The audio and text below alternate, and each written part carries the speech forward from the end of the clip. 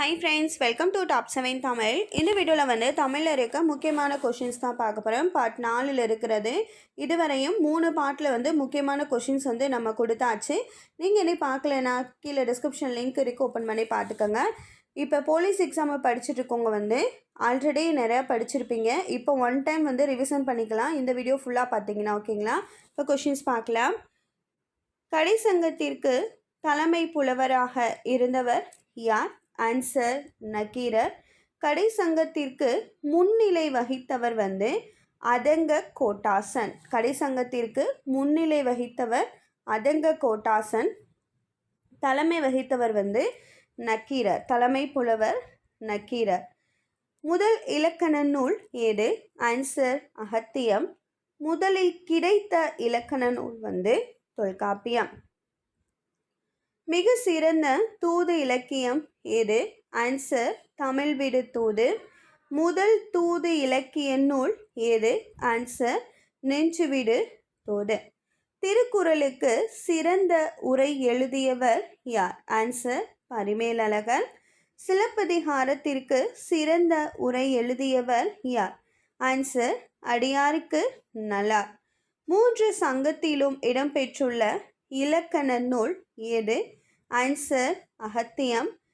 இடை கடை சங்கத்தில் இடம்பெற்றுள்ள இலக்கண நூல் ஏது? ஆன்சர் தொல்காப்பியம். மதுரை மாக்காயனார் மாணவர்கள் வந்து கனிமேதாவியார் காரியாசன். மதுரை கணக்காயனார் மகன் வந்து நக்கீரர். 8 தொகை நூல்களில் முதலாவதாக தொகுக்கப்பட்ட நூல் ஏது? ஆன்சர் குறுந்தொகை. 8 தொகை நூல்களில் இறுதியாக தொகுக்கப்பட்ட நூல் வந்து கலித்தொகை. முதலில் தொகுக்கப்பட்டது குறுந்தொகை, இறுதியாக தொகுக்கப்பட்ட நூல் கலித்தொகை. திருக்குறளை ஆங்கிலத்தில் மொழிபெயர்த்தவர் ஜேயுபோ. திருக்குறளை லத்தீனில் மொழிபெயர்த்தவர் வீரமாமுனிவர். அதியமானுக்கு தொண்டை மானிடம் தூது சென்றவர் யார்? ஆன்சர் ஔவையார். நலங்கிள்ளி நெடுங்கிள்ளிக்கு இடையே தூது சென்றவர் வந்து கோவூர்கிழார். நலங்கிள்ளிக்கும் நெடுங்கிள்ளிக்கும் இடையே தூது சென்றவர் வந்து கோவூர்கிழார். இந்த கோவூர்கிழார் பார்த்தீங்கன்னா போரை தடுத்து நிறுத்திய வள்ளல் அப்படின்ற ஒரு பெயரும் வந்து இவருக்கு இருக்கு. இந்த நலங்கிள்ளிக்கும் நெடுங்கிள்ளிக்கும் இடையே நடக்க இருந்த போரை துறந்த வள்ளல் வந்து இந்த கோவூர்கிழார்.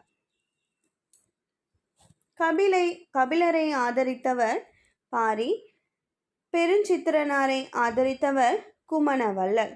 முல்லைக்கு தேர் கொடுத்தவன் பாரி. மயிலுக்கு போர்வை போத்தியவன் பேகன். நம்மாழ்வாரையே தெய்வமாக வழிபட்டவர் மதுரை கவி யாழ்வார்.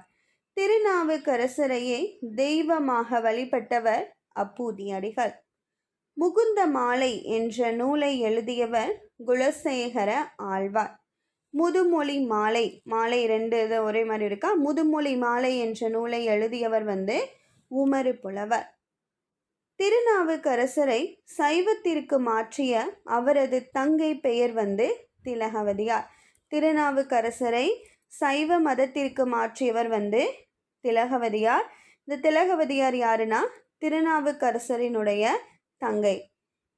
காரைக்கால் அம்மையாரின் இயற்பெயர் என்ன? ஆன்சர் புனிதவதியார். புனிதவதியார் என்று அழைக்கப்படுபவர் வந்து காரைக்கால் அம்மையார். இந்த காரைக்கால் அம்மையார் வந்து 63 நாயன்மார்களில் அமர்ந்த கோலத்தில் வந்து காணப்படுவாங்க. இரட்டை காப்பியங்கள் என்று அழைக்கப்படுவது சிலப்பதிகாரம், மணிமேகலை.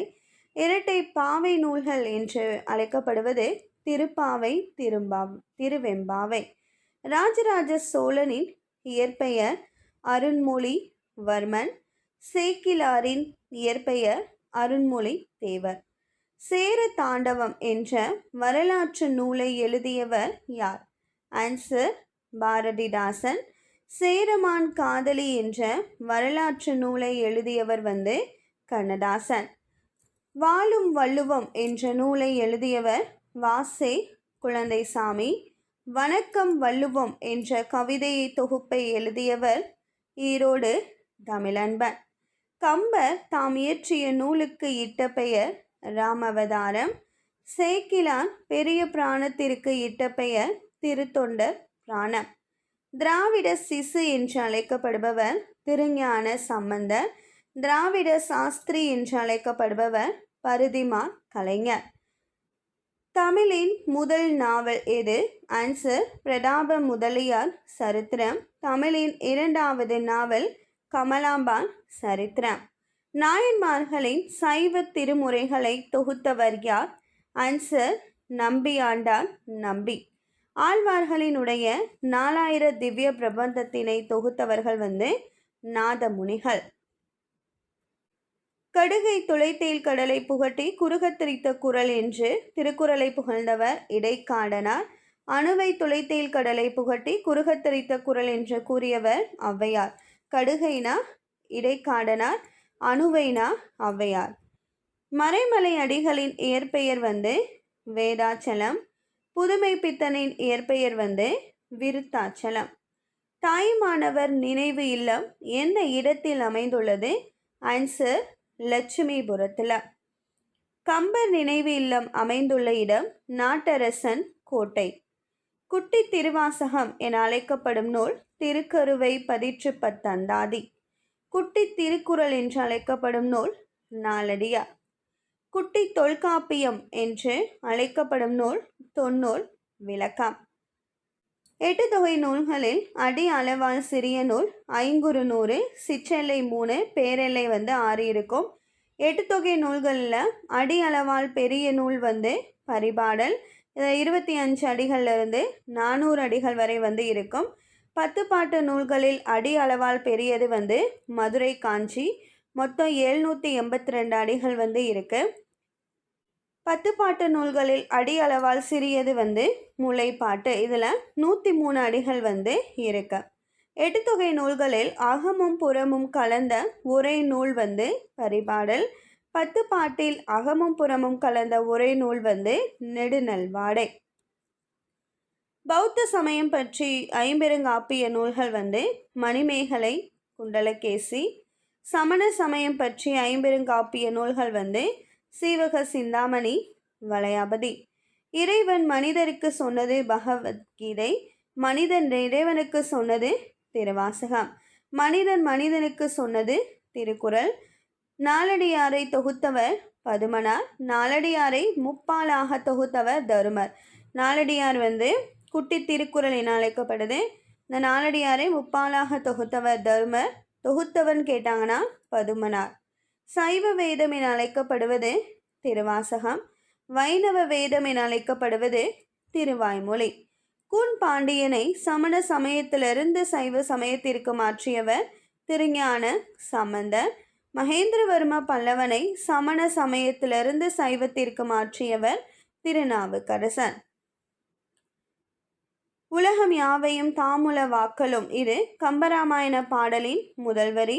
உலகெல்லாம் உணர்ந்து ஓதற்கரியவர் என்பது பெரிய பிராண பாடல் முதல் வரி.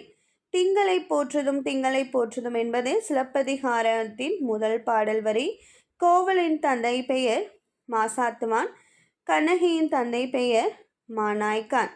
சிலப்பதிகாரத்தை குடிமக்கள் காப்பியம் என்று கூறியவர் தேப்போ மீனாட்சி சுந்தரனார். சிலப்பதிகாரத்தை சிறப்பதிகாரம் என கூறியவர் உவேசா. மனோன்மணியம் எந்த நூலை தழுவி எழுதப்பட்டது? ஆன்சர் லிட்டன் பிரபு எழுதிய இரகசிய வழி என்ற நூலை தழுவி எழுதப்பட்டது. ரச்சனைய யாத்ரீகம் என்ற நூலை தழுவி எழுதப்பட்ட நூல் பில்கிரிம்ஸ் புரோக்ரஸ், ஜான் பன்யன் எழுதியது. தமிழின் முதல் காப்பியம் சிலப்பதிகாரம். தமிழின் முதல் சமய காப்பியம் மணிமேகலை. தமிழின் முதல் விருத்த காப்பியம் சீவக சிந்தாமணி. திருத்தொண்டர் தொகை தொகை நூல். திருத்தொண்டர் திருவந்தாதி வகை நூல். திருத்தொண்டர் விரிநூல். சேக்கிலார் இயற்றியது திருத்தொண்டர். திருத்தொண்டர் திருவந்தாதி என்பது நம்பியாண்டார் நம்பி இயற்றியது. திருத்தொண்டர் தொகை சுந்தரரால் இயற்றியது. இஸ்லாமிய கம்பர் என்று அழைக்கப்படுபவர் உமறு புலவர். இஸ்லாமிய தாயுமானவர் என அழைக்கப்படுபவர் குணங்குடி மஸ்தான் சாஹிப். காந்தி புராணம் எழுதியவர் அஸ்லாம்பிகை அம்மையார். காஞ்சி புராணம் எழுதியவர் சிவஞான முனிவர். கந்த புராணம் எழுதியவர் கச்சியப்ப சிவாச்சாரியார்.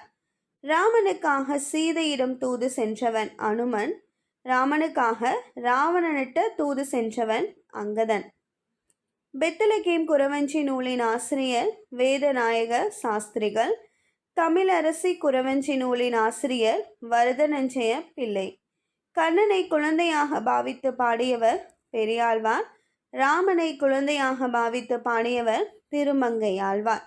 அன்பே சிவம் என கூறியவர் திருமூலர். அறிவே சிவம் என கூறியவர் கருவூர் சித்தர். கால்நடைகள் அதிகம் உள்ள நாடு இந்தியா. கால்நடைகள் இந்தியாவில் எந்த மாநிலத்தில் அதிக அளவு இருக்குன்னா உத்தரப்பிரதேசத்தில். இந்த வீடியோவில் தமிழில் இருக்க முக்கியமான கொஷின்ஸ் தான் பார்த்தோம். ஏற்கனவே தமிழில் நிறையா படிச்சிருப்பீங்க. ஸோ இந்த கொஷின்ஸ் உங்களுக்கு ஒரு தடவை திரும்ப பார்த்த மாதிரி இருக்கும், அதாவது திரும்ப ரிவிஷன் பண்ணிக்கிட்ட மாதிரி இருக்கும். இந்த வீடியோ உங்களுக்கு ரொம்ப யூஸ்ஃபுல்லாக இருந்திருக்கும்னு நினைக்கிறேன். இந்த வீடியோ வாட்ச் பண்ணதுக்கு தேங்க்யூ.